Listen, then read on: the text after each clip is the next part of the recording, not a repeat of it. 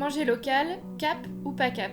Bienvenue dans le projet alimentaire du Val-de-Saône initié par la communauté de communes Auxonne-Pontaillé-Val-de-Saône.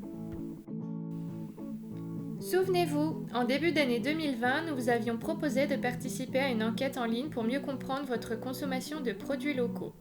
Nous allons vous présenter ici une partie des résultats. Ce ne sont pas moins de 203 foyers qui ont répondu à cette enquête.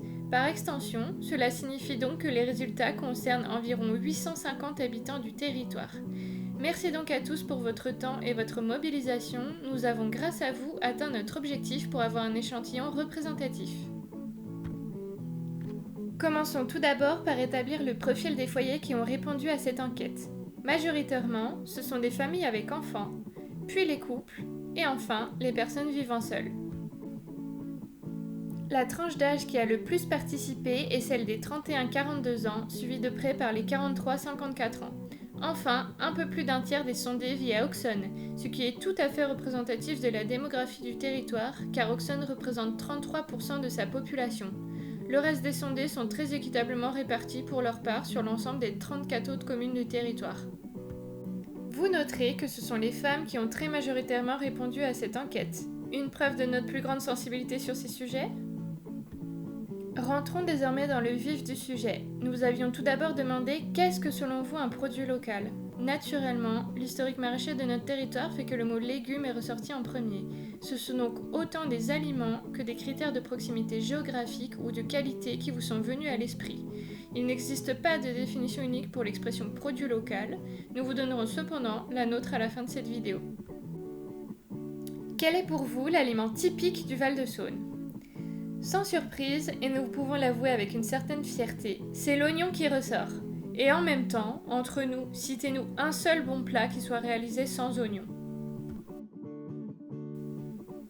Quelle recette est pour vous typique du Val-de-Saône ?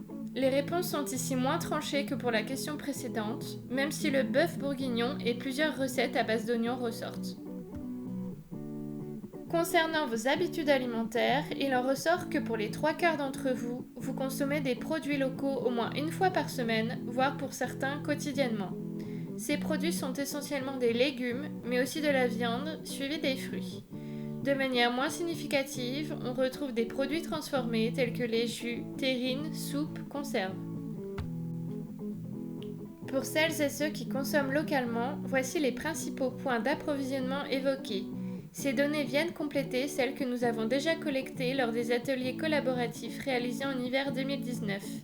Grâce à vos retours, vous trouverez une carte avec tous les points de vente du territoire recensés sur le site internet de la communauté de communes.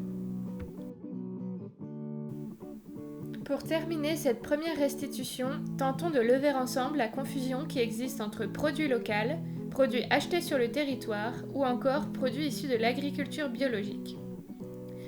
Lorsque vous achetez une pomme dans un magasin, même si ce magasin est situé sur le territoire, votre pomme n'est ni forcément locale, ni forcément issue de l'agriculture biologique. Car oui, même si cela semble simple à première vue, cette confusion est pourtant très courante. Enfin, produit local ne veut pas dire circuit court. Un produit issu de circuit court veut simplement dire qu'entre son producteur et vous, il n'y a eu qu'un seul ou 2 intermédiaires maximum. C'est pourquoi votre café équitable, qui vient directement d'une coopérative paysanne de l'autre bout du globe, est pourtant issu d'un circuit court.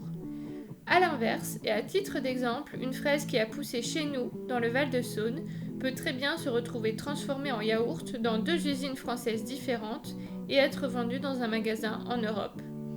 Pour conclure, nous considérons donc à l'échelle de notre projet qu'un produit local est issu du territoire de la Cap-Val-de-Saône et ou de ceux des communautés de communes limitrophes, ce qui représente approximativement un rayon de 50 à 60 km.